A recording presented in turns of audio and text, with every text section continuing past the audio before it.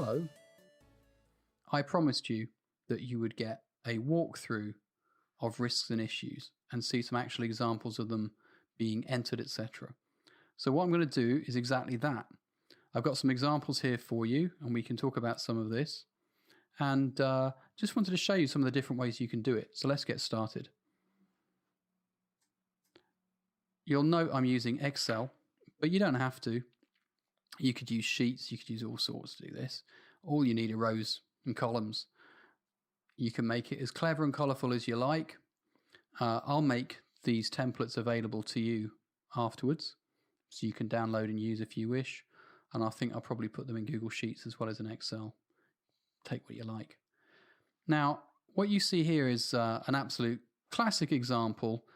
And I say it's a classic example because this was one I was actually using myself.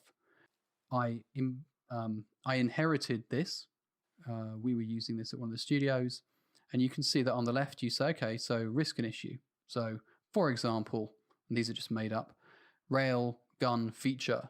So let's say we're trying to code a rail gun. We're not sure what we can, but the designers are changing some content, changing the design so they're feeling more confident. We've got a coder looking into it, which is a proposed action. So the action taken so far is design change to remove the main technical risks, so we are optimistic. And you can see there, moving from left to right, we've got the risk and issue listed. We've got the impact, which in this case could be anything from very high to ongoing, which was kind of meant to say this is a very long-term thing. It's going to affect us for the whole time we're making the game, etc., and it could have huge impacts. But rather than just saying it's a bang very high, it's like, no, this is something that's going to need a lot of looking into and checking. Category, so game-wide issue, art, design, code, audio, etc., QA. Just that was one way of categorizing. Proposed action. So in this case, it was like, we could do this. So if you look down there, you've got staffing, need to hire people to fill our resource profile or we cannot ramp up in time. That meaning, say you're going from concept and you've been told to go into pre-production, have a big team built behind you. Maybe you're making a mobile game and you've been given the go-ahead, you've been greenlit, and it's like go, and yet there's no one around. We just can't hire people. It's a very high impact. It's a game-wide issue. Action taken, none so far in that case. Who? So the who just tells you who's accountable. Who has to make it happen could be somebody different. This is who's accountable. Who actually is going to report back and tell you what they've been doing or their team has been doing. So it doesn't have to be the person taking action. The person who's accountable should be the person who ultimately has to turn around and say, no, you're right, I was supposed to fix this. When is the deadline for when this thing might trigger and become turn from a risk to an issue. So this was one example, and I didn't really like it, but it was something we worked with and we worked through. Like I said, I've just made up some examples here. So let's look at power-ups. So we could say, well, we're not sure that we've got all the power-ups that we need and they're not really ready. And there's people waiting for these power-ups because they fundamentally affect level design and a whole bunch of other things and art. And so you can see that at a glance, people can look at the titles and go, okay, that's what that is. Good, right, got it. And you can do it this way if you want. It's one way. It's up to you. It in all cases, project management, risk management, which is part of project management, it will always say to you, look, here's some ways of doing it. But really, it depends upon what you need for your team, for the game size, for things that are particularly relevant to you that might not be to anyone else. For example, this is an Excel spreadsheet. You may find that your teams much prefer to keep their risks and issues in Jira, if that's what you're using, for example. And you could find that you've got a Jira plugin which has got risks and issues tracked. And you might use that instead. And you can export a report when you need to from there. It's fine. It's up to you. I do want to run through some of the things that you really do need to take into account. I also want to caution you because I have seen some of these when I've worked in the private sector and public sector elsewhere. For example, especially working for, say, an education council, in which the columns here go from A to G. If you were to work in those places, the columns for their risk management files go into the hundreds, and the rows and the columns. And the reason for that is because they don't just track, say, the name of a risk and some issues and some actions. What they track is a lot of maths. So they'll say, what's the score? What's the probability? What's the impact? What's the score of that? What was the score when this was first raised? Okay, so what's the score now? Okay, so what's the difference? How's it been? How's your mitigation of risk going? And mitigation is when you're lowering the risk total number. So it might say 25 and we've lowered it to 16 after 2 months. And you go, oh, well done. But that's really for governance. That's when you're working for companies or for governments where they really need to show audit trails. They need to show this stuff. They're accountable for it. And when they're accountable to, say, the people who are paying them, to shareholders, to legal entities. Let's say you're working for a pharmacy, not a pharmacy. Say you're working for pharma, for life science, so people making drugs, etc., medicine. It's very important that they trace these risks and issues accurately, and that you can show that you've been doing your best to mitigate or to close these things down. In the case of games, I would argue that's too heavy. You'll find that it really does need you to customize this for it to become what you need it to become. But let me just talk through why I don't think this is a great example, but why it's a good start. It's a good start, right? Because you can just start typing in this. You can go, it's pretty easy to understand. I can make these categories anything I want. I can do this. Who? Yeah, I can sort that out. Risks and issues, no problem. I can just write some stuff. But where the problems are is that you can write anything. And there are no rules. More to the point, there are no standards. So you don't really know what to write in what level of detail. And it'll leave you thinking, well, should I break that down into 6 risks? Is that 1 risk? What kind of writing style should I use here? And it can become really quite confusing. Let me show you another example. So if you go to the internet and you go, oh, show me some risk register templates, you'll see all sorts. Again, because if you do project management courses like the PMI, PMBOK or Prince 2, they just make suggestions. They say, here are the basics, here's the foundation, but you need to do it yourself. And it's one of the things I really, really dislike about project management courses. They don't tell you the full story. They don't put in the extra effort to tell you how to actually use something, at least with the PMBOK and Prince 2. But that's because they're just teaching you frameworks. You're just going through and ticking boxes, really. As a result, a lot of people have put up examples online to help you out. So that's great, right? So here's another example here. So you've got your first column is an ID, because people like to reference IDs. Then the date that the risk was raised. So I like that. That's a good idea. You know how long the risk or the issue's been there. A description, a likelihood of the risk occurring, and the impact if the risk occurs. That's very common that you'll have probability and impact. So you say it's highly likely and it's a very low impact, in which you would say, oh, well, who cares? Or you might say it's probable, it's like medium likelihood, but it's an incredibly high critical impact if it does occur. And so you would say, oh, okay, so we can measure the severity. And what you do there is you multiply the two together and you say, here's a score.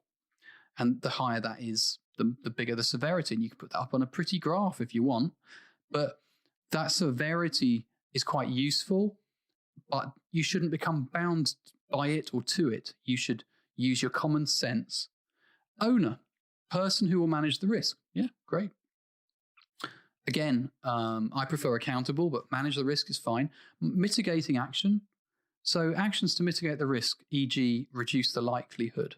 So mitigation, as I said, is when you're trying to make something less likely to happen. And in the case of an issue, you're trying to make it disappear. You're trying to make it go away and fix it. Contingent action. So if the risk was to happen, plan ahead. What would you do? And so that contingent action might be, well, if it was to happen, then we should have a plan B, and here's our plan B. Now, personally, I like to have contingent actions happening anyway for the more serious issues and risks. Sorry, the more serious risks.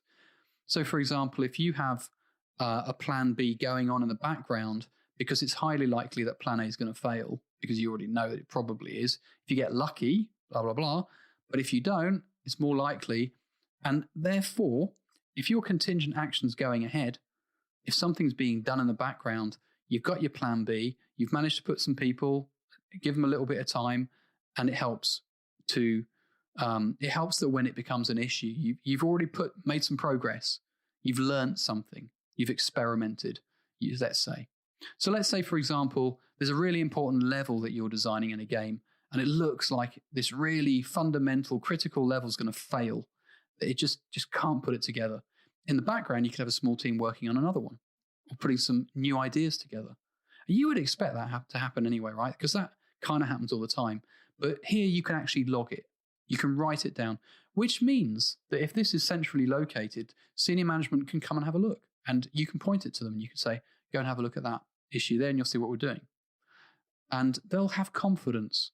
Now, you might say that it's too prescriptive, it's too much documentation, it's too serious. It's not project. We're not here for project management. We're here for making fun games. If you are a person saying that, you're wrong.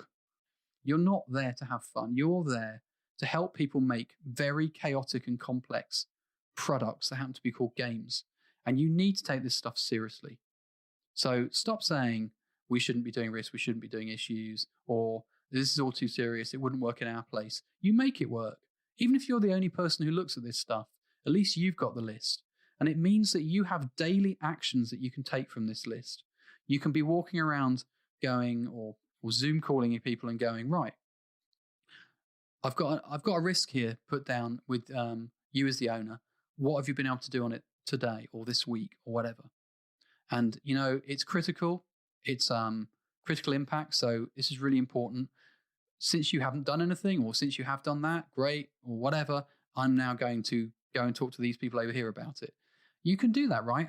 And progress on actions, J column here, means that you can do that, and you can have a date stamped list of what you're doing. And finally, status. You can make whatever status up you want. And again, there are loads of examples on the internet. I give you some examples later. But status is really what's useful for you.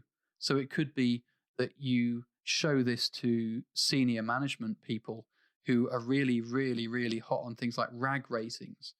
RAG ratings are red, amber, green traffic lights. Red being, oh shit. Amber being, I think it's either getting better or it's getting a lot worse. And green being, we're dandy.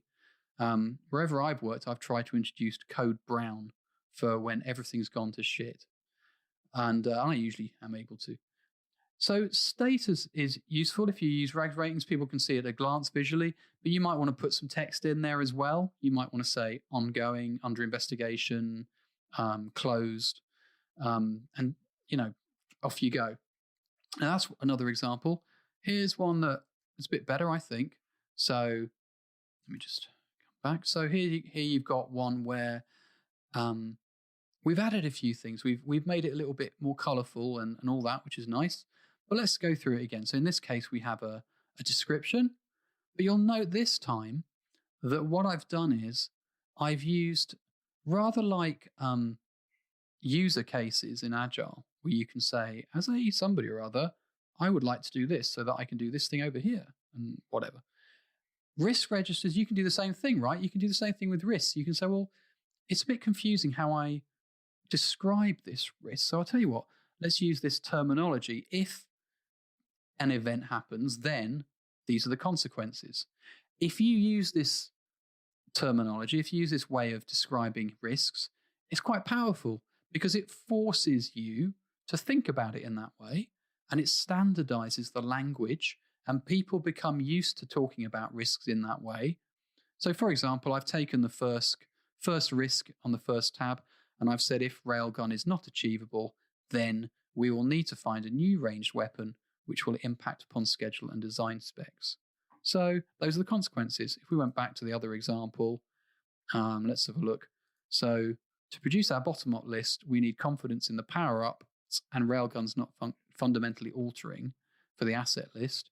We could say then, if power-ups and railguns are fundamentally altered, then we cannot produce our asset list with confidence.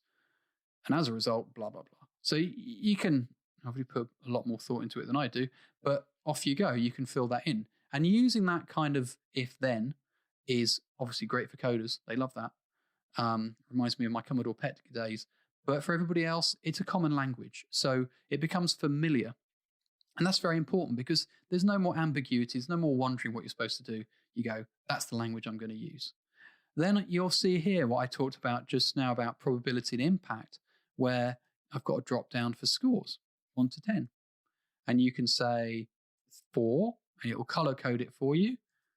Maybe a 1, meaning probability is very low, up to a 10, which is basically it's certain pretty much. Impact from a 1 to a 10 again. You can see over here it's multiplying it to give you a risk score. And what it does is it multiplies it and divides it by 10. So 10's the highest you can get.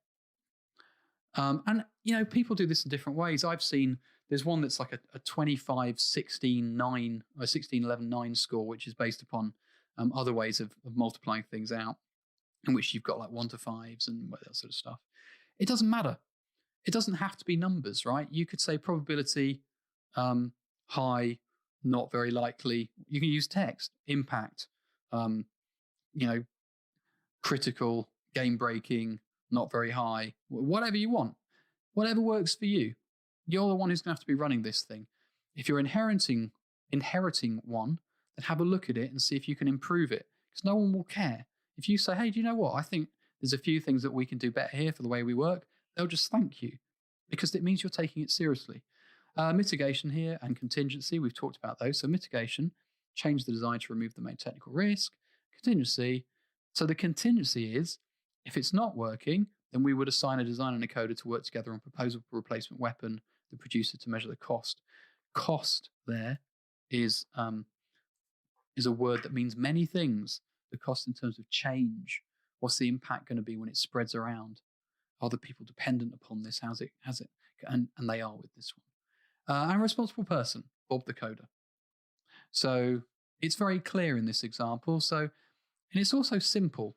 So if you want something simple, you've got everything here. You've got the if-then, you've got some nice colors, which people like, and you've got some nice explanation about the fact that mitigation, you've thought of something to do, contingency, plan B, and responsible person. But of course, straight off the internet, this example, you can see there's things missing, right? So where's the log of what you're doing? It's not in here, is it? So I prefer something like this. So here we've got the date raised. Oh, I've got a mistake there. April the 3rd, 2020. Description, if then. The status. So it can be, I've put in this row to help you give some examples and describe what these columns are. So open, in other words, we've just raised a risk. It's open. We don't know what to do yet. Investigating. So we're looking into it. We'll get back to you as soon as we can with mitigation and contingencies. Implementing means, we have analyzed it, we've investigated it, we know what to do, and we're putting those changes in, we're fixing this. Escalated means it's gone upwards, wherever that might go to. Maybe it's a coding problem that's had to go to, say, a studio coding director or a CTO or someone, because it just needs their help. It needs somebody higher up to help. And resolved. So resolved hopefully means it's closed successfully. Hooray. Internal, external. So do we own this or is it from outside? This can be really useful, by the way. Not many people do this, but I've seen it and it really, really is handy, because internal stuff, you own it, right? You're responsible. It's up to you to fix it. External means it's coming from external places. So maybe a publisher is leaning on you to meet a deadline for E3 or a milestone that needs to be delivered. Maybe there's an internal demo that's being shown to some marketing people at a publisher and they need it ready. They need something, a vertical slice, who knows, something ready. And so you'd put external.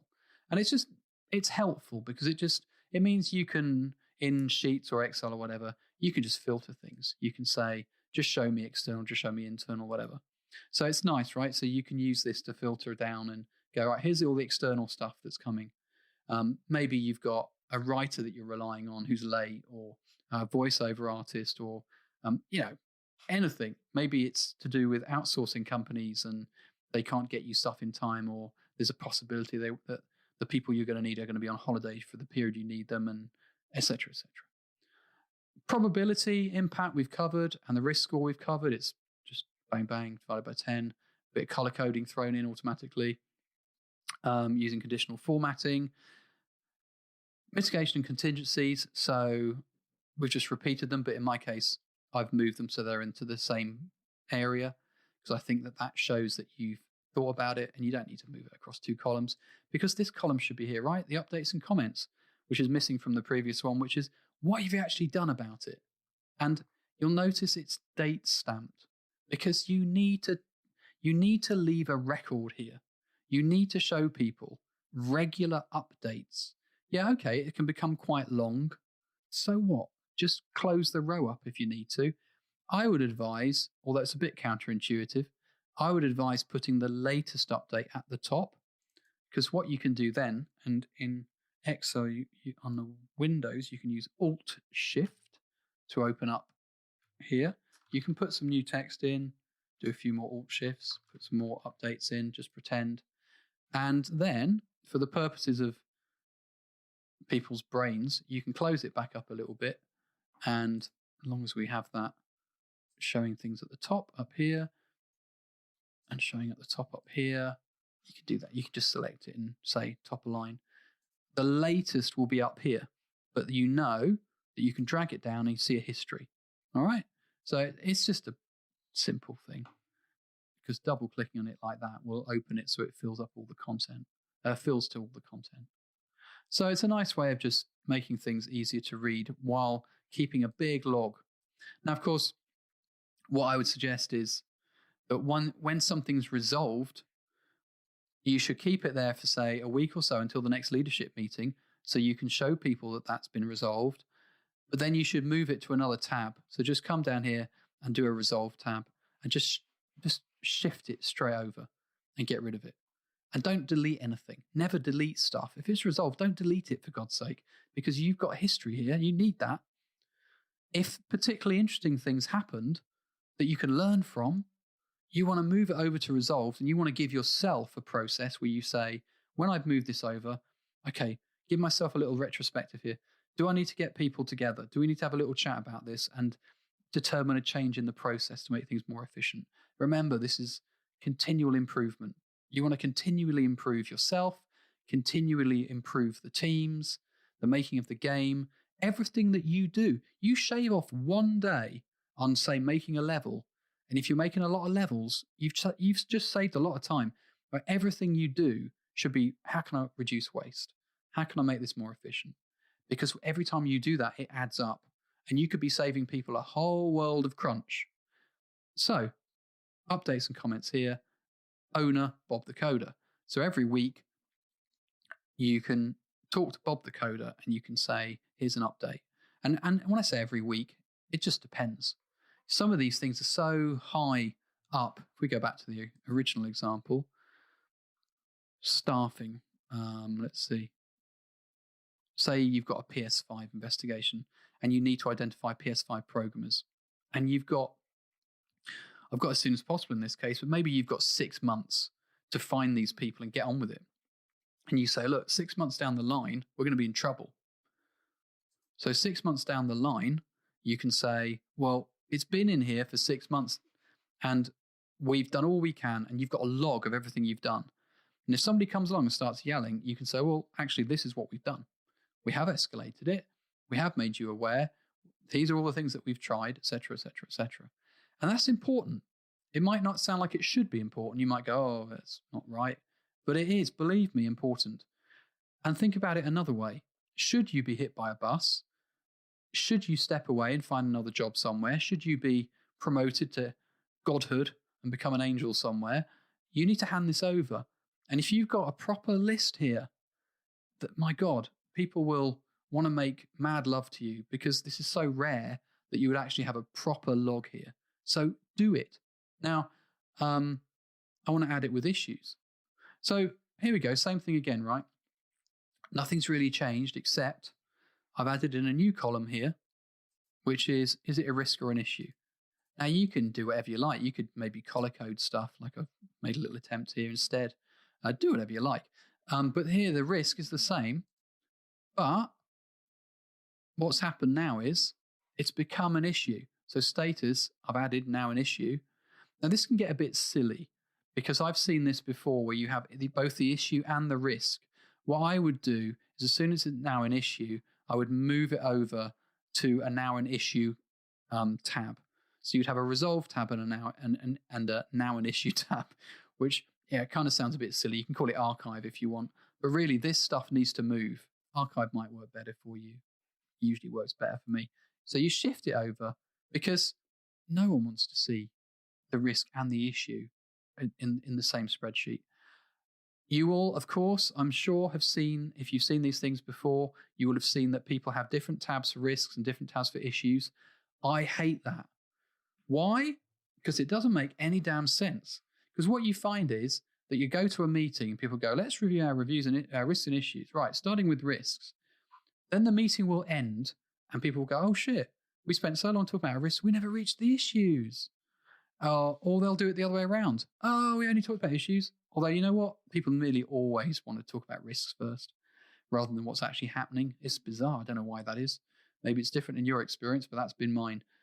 I prefer to put them together, but you make damn sure that you tidy them up before you show them to anyone else. So in this case, it's now an issue. I'd leave it there. The first meeting in which I'm presenting this to other people, I'd leave it there. Then as soon as that meeting's over, I'm moving it out of the way because it's the issue now. That's the important thing. No one cares about the old risk. It failed, right? You failed to mitigate it, or somebody failed, or it just couldn't be resolved. And when I say failure, I'm not judging anybody. I mean, literally, people tried, right? Everyone tried their absolute best. It didn't work. Moving on. It's an issue. Let's get on with it. But this is where it's interesting because your mitigation and contingencies mean you've already thought about contingencies. So you're ready to go. And it could be that you've already started them working. So actually, maybe you've already got a bit of a head start. Depends, right? If you're lucky. It depends on what other people were doing and if you had anybody. So here, there's no probability because it's happened. The impact is still an impact. The risk score doesn't count. Who cares, right? Just ignore. But now you can put issues and risks together and you can order these things however you want. So you could put in any extra column just to help you with that. Like if you have a leadership meeting column where you have a yes or a no, and you simply tag by that, filter by that and say, show me everything marked as yes. And it will just show that stuff. And then you go to your leadership meeting and you talk through only those things that are shown. And then you can show them the things that you didn't want to show them if there's time. The reason for doing that is guarantee you spend 1 hour talking through risks and issues, you'll get through about 6. Because you hit the first one, maybe you'll be lucky and people will go, oh, that's resolved now. Oh, is it? Oh, okay. Okay, well, so what should we put into the updates comments? Oh, well, blah, blah, blah, blah, blah happened. And then you guarantee that somebody in the room will go, well, hang on. Are you sure that worked? Because I was talking to so-and-so this morning, just before this meeting, and they told me that actually that had happened, but it hadn't fixed the problem. And then the original person goes, oh, well, I got told it had fixed the problem. And then, yeah, that's life, right? That's just life. That's just the way it is. Again, making games is complicated. And, information is all important, but information changes all the time. My advice to you is go around beforehand, go to each of the owners before the meeting, get a personal update from them, make the changes. Then when you get to the meeting, they've already been primed because you've been talking to them about it. They've already been primed about what to do and what to say. And It cuts down having to make bloody edits. I tell you what, I've sat with enough project managers and junior producers that it just drives me mad that they'll just sit there and they'll make, and by the way, this isn't just the games industry, this is everywhere. They make their job in a meeting to just sit there typing and go, oh, sorry, could you say that again? Sorry, what do you mean? How do you spell that? Like, no, shut up. All you're doing is stopping highly paid people talking quickly to each other. Just shut up.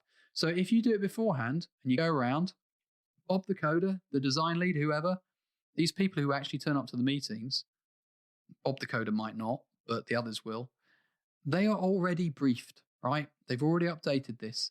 They are grateful to you. What you have got here is an up-to-date, living, breathing document. And that's the worst thing in the world, is to turn up and go, what's this risk? Oh, yeah, I'd forgotten about that. Oh, yeah, I'm down as the owner, aren't I?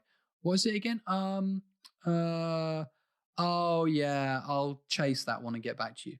Okay, what's that accomplished? You're in a leadership meeting. What's that accomplished? Nothing. All you've done is make that person feel a bit stupid or not give a shit.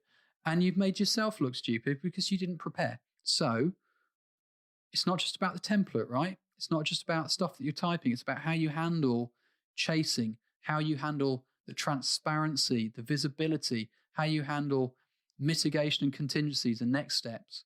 Because if you put the work in beforehand, when you get to these meetings, and this should be your meeting etiquette generally, when you get to these meetings, you're ready. You're pumped. You're like, this is great. I've gone to all these people. I've made all the updates. I'm going to have the bosses sat here going, holy shit, you have got your shit together. Now, it could be if you're a junior producer and you only own a part of this, that you can't do that for everything, right? Do it for your bit. Take control of the bits you own. Maybe talk to the others and get them to join you in this process and do it properly. It's really important. This is one of the most important things that you can do as a producer or as a project manager, if that's your job under a product manager. If you're in mobile, for example, you're not here to be prescriptive. You're not here to tell people they have to give you an accurate probability and impact score, and if they get it wrong, they'll be in trouble. This is not the case. You're not dealing with trained professional project manager types.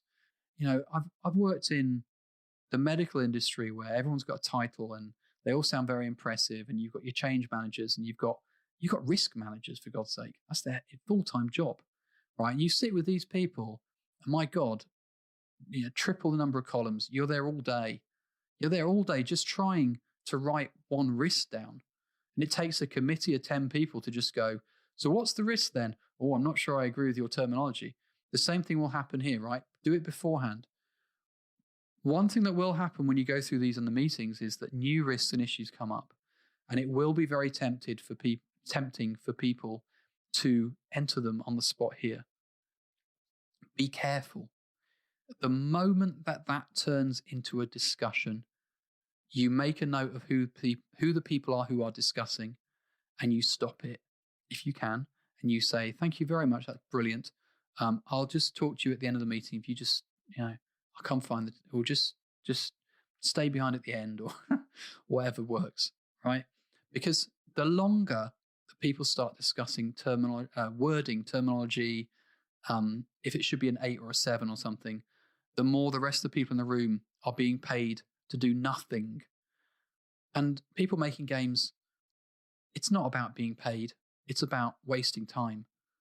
People hate that, right? Because these people are so busy that the seniors, they work so hard and with a great positive attitude and a good heart. Don't waste their time. Don't hold them to a meeting trying to work out if the risk score is accurate, or fixing some spelling, or having 3 people in a room arguing about who the owner is. Just do it afterwards. Just go, great. I'm just going to write down a quick description and effect for a risk, right? If then, as then, depending if it's an issue. Done. Right, moving on.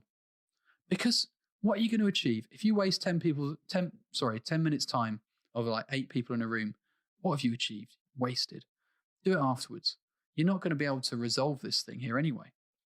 Now, it's easy for me to say that. And I'm saying it because I've lived through it. It's actually really difficult to shut people up who are your bosses. And it's up to you if you want to try or not. But you can go to the person who is the ultimate head of that particular leadership team meeting. You can go to the boss and say, hello, please, could you help me? In the future, do you think we could deal with this out of the meeting and get them to help? And he or she'll say, yeah, great, of course. Honestly, they don't care. People just want to be helpful. People just want to do more and more efficient things. People don't want to be at meetings. They hate meetings. Meetings are stupid. This meeting needs to not be stupid. And it's one of the worst, it's one of the meetings with the worst reputation, because I swear to God, I've sat in rooms with 7 people and we have, in 1 hour, we have gone through one risk. And it's not even a great important risk, but people have chosen to just talk. And if you let people talk, they don't stick to the topic. They will make it something else. And then it will turn into discussions about many very interesting and useful things. And you might resolve a whole bunch of matters that needed to be resolved. But what you didn't do was your risks and issues. So stick to the point, interrupt people, right? Just, if you need to be a bit of a schoolmaster or schoolmistress, do it. If you need to be a bit of a mum or a dad, do it. Take control. People really honestly don't mind. They're not going to sack you. They're not going to get uppity. Just have a sense of humor about it. Make a joke. Just, say something funny, get the attention back, carry on. You know that bit. Nearly all of you, if you're producers, are very, very friendly, genuinely funny, disarming, charming and handsome and beautiful people, as I am. We are all like that, right? We know that bit, but it will make your job so much easier if you have these tactics in place during the meeting to say, right, it's going out of control. Here's how I control it. Crack a joke, grab them back, tell them we'll deal with that afterwards. They won't mind. They'll just go, yeah, sure, of course. Really, the more senior people are, the more willing they are to listen to how to follow a process, because they want you to succeed. I've never worked anywhere where people have been against producers. I've always worked in places where people have gone, oh, thank God, producers, please do your job properly, because we really need your help. And so do it properly, right? Help them. You're just there to help. And help comes in many forms, and help's really difficult to deliver in some cases. And making games and delivering help, just do your best, and just remember that everyone's doing their best. Don't make this prescriptive. Don't be that person who becomes an anal project manager who has to every hour go around and update this thing. This is a living, breathing document that's supposed to help, right? But in the background, that's where all the other people are doing the work. You're not. It's all the other people. You're just chasing things. Now, of course, it depends upon your role and your job and your duties. But, the more junior you are, to be honest with you, the more you're reporting back. People ask you for help when they start trusting you. And this is the sort of thing where you earn people's trust. You show them this sort of regimented way of doing things, and they'll go, oh God. But you then show them the process around it that supports these problems being solved, and these logs being kept, and the continuous improvement to make it not happen again, etc., etc. And they start going, oh, right, actually, when we reported a risk and issue to you, something happened. It was a result. And that's how you win people over. So I've whittled on enough. Thank you for listening. I'm going to make these available, and some links as well to some interesting articles and stuff like that I've seen that I thought, if you're particularly interested, you may want to see further. But thanks very much. And please do leave comments and subscribe and all the usual stuff. Thank you.